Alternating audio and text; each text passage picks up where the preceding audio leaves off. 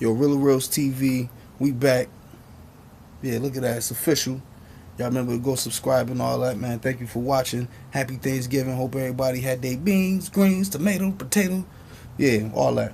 But what we doing today is bringing y'all a different segment as far as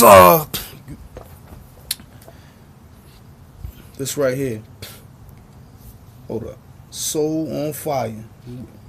Probably gonna be highlighting a few books here and there, but yeah, this book by this young brilliant gentleman right here, who I'm happy to call brother. Just put out a book of poetry available on Amazon.com. Where else could they get it at? Amazon right now, just anything. That's it right now. And tell the people who you are, man. Thomas Stewart, aka Stewie P. Newton. And what kind of book is this that you don't put out? Just book of like collected poetry and stuff from earlier this year to stuff last year. A little bit old stuff too that ain't been released that I didn't put on Facebook or Tumblr or anything. Got you. All right. Now speaking of Facebook and Tumblr and all that, where can they find you at? Because they gonna want to find you at after. Probably the best place to find me is on Twitter at BWOCEO. B-Dub. Instagram, but I'm never on Instagram at Stewie P. Newton. I just like stuff on there. I guess hit up the blog, feedmericeballs.com. You can find me on Tumblr at diaryofyoungpoet.tumblr.com. Young poet. Now, speaking of poet, let's get into the poetry. Like I said, Soul on Fire out now. Bomb. Very, very, man. I ain't even get through the whole book yet, but I got a few that I like. Very, very, very powerful, very in depth. You know, it's inspirational. Like I said, this my brother right here, so I'm proud of the work. But we are gonna be bringing you more books and all that, because knowledge is power. But I just want to talk about what's the inspiration on the title, Soul on Fire. Like what's that all about? Honestly, Soul on Fire came from like, I don't know if you know, you probably already know the song, but like the song It's on Fire, Fire. Like that. I don't even know who sings the song, but it like came. It's like an old 70s or 60s song. Mm-hmm. But like I honestly wanted to call the title "Attic of My Soul," but then like I saw somebody had like the that name already, but it was called like "The Attic of My Soul," Okay. and I didn't have "the" in front. But I was like, I don't want no copyrights or nothing. Somebody trying to be like, yo, well, we gotta take your book down or something. So I was just like, and then like I was just working one day and it was like Soul on Fire, Soul on Fire. I was like, all right, I'll just pick Soul on Fire as the title. Yeah, I mean, from what I read so far, it's definitely like you definitely got the passion for it, and you know what I mean. It's definitely some good ones in here. Like what's my, I think my favorite one right now is, was it Peter Pan or Hook? I think it's called Hook. What's the inspiration behind that one? Because hold on. Matter of fact, before we do that, I'm gonna read a little bit. I like the God Soldier one, existentialism. That's pretty good. Let me get to that. But yeah, yeah. Keep yeah. What's the inspiration behind Hook? Hook basically Hook is basically one of my favorite movies growing up. And, Mine too. And I think after I just watched, it was just random. I wanted to watch Hook one day, and after I watched it, I was like, I want to write about Hook. And then like, I love, even though this might be a little disturbing, but I love the movie Lord of the Flies.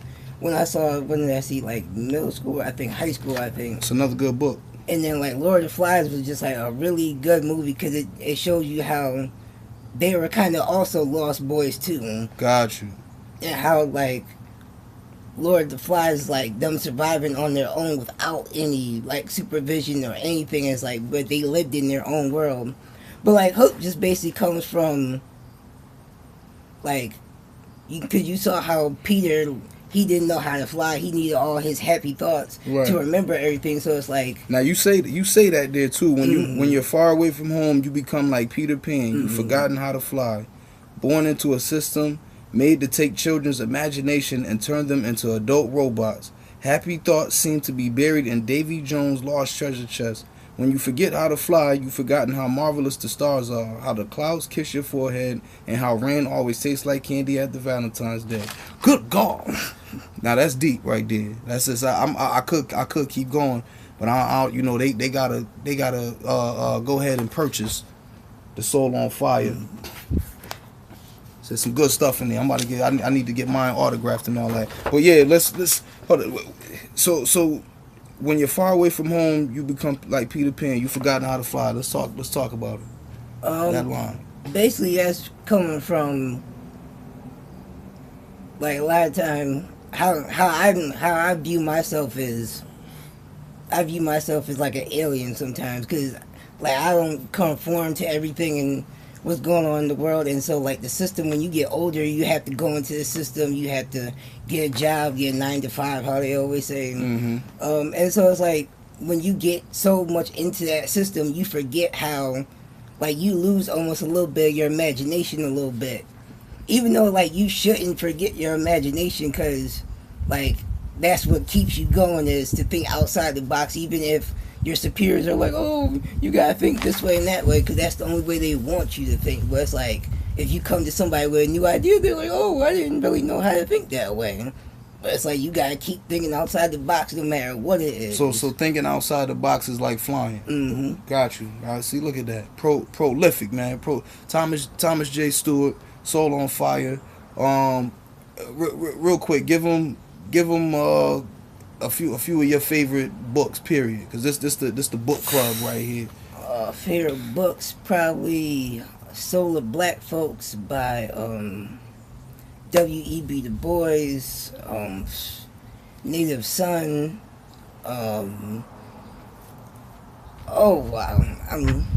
Wild Seed by Octavia Butler, I guess Lord of the Flies, I guess, man, I'm forgetting so many. Oh, Malcolm X, of course, that's one of my favorite books, the autobiography of Malcolm X. Invisible Man. I'm forgetting so many books right now. That's all good. But, okay, so one last thing before we get out of here. Your favorite poem from the book. Oh, if you got one. It might have to be Silver Surfer. All right. Any particular reason or just?